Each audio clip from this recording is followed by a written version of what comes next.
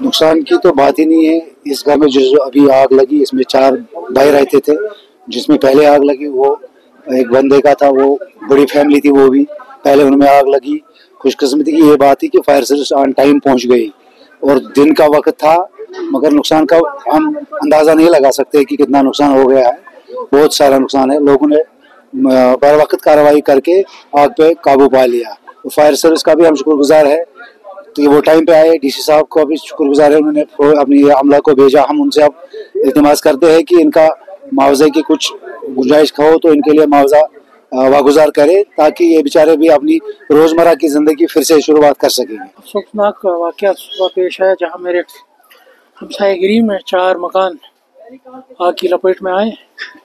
तो अभी मालूम नहीं हुआ कि आग की वजह क्या है, क्या सबब बना जिससे 4 मकान बैक टू बैक आग की लपेट में आए।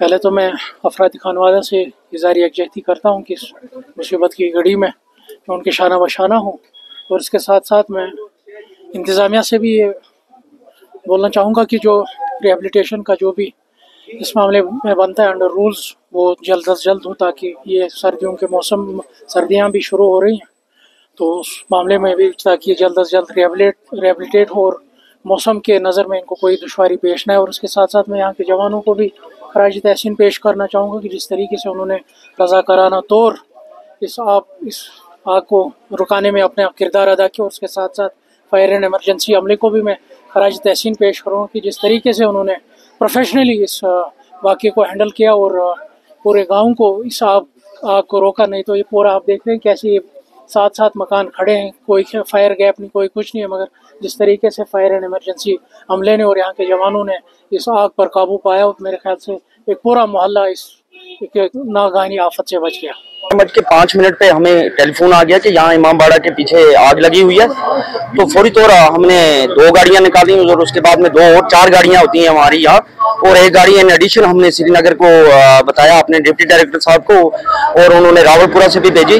तो मैं अपने सभी जवानों को मुबारकबाद पेश करना चाहता हूँ, और खासकर यहाँ के जो नौजवान थे, बाइज्जत शहरी जो साथ थे, उन्होंने हमारे साथ पूरी तरह से ताउन किया, कोऑपरेट किया, जिसकी वजह से हमने वो 2 मकान कंट्रोल कर लिए थे। लेकिन ठीक 11:50 पे अभी हमारी गाड़ियां यहाँ थी, तो उसके साथ में इधर बैक साइड में और धुआं उठा और बहुत यहाँ से आवाजें आने लगी। तो हमने देखा इधर भी 2 मकान इन्वॉल्व हो गए थे। तो फौरी तौर यहाँ पर भी हमारे नौजवान बिल्कुल मतलब मुतरक थे, उन्होंने पाइपें डाली और पानी उसी वक्त चालू किया। तो ये 2 मकान थे, एक सिंगल स्टोरी, एक डबल स्टोरी। डबल स्टोरी अभी थोड़ा सा इन्वॉल्व, थोड़ा सा नुकसान हुआ है। जो सिंगल स्टोरी है तो उसमें नुकसान हो चुका है, लेकिन जैसे एमएलए साहब ने यहाँ पर बताया, और बाकी आपने खुद भी देखा यहाँ पर असेसमेंट आपने किया होगा कि कितनी कंजेस्टेड एरिया है यहाँ पर। तो इस लिहाज से अगर देखा जाए तो फायर एंड इमरजेंसी सर्विस अमले को जो तावन मिला, तो उसी की बदौलत ये बाकी जो घर है वो बच चुके हैं। बाकी भी जो हमारे हर जगह जहाँ कहीं भी आग लगती है, लोगों से यही गुजारिश रहती है कि वहां पर भी फायर सर्विस अमले को तावन दें, उनके साथ छेड़छाड़ ना करें, उनको पूरी तरह से पानी का सोर्स बताएं, तो ताकि आग कहीं नहीं लगे, ताकि जल्दी उस पर काबू पा सकें हम।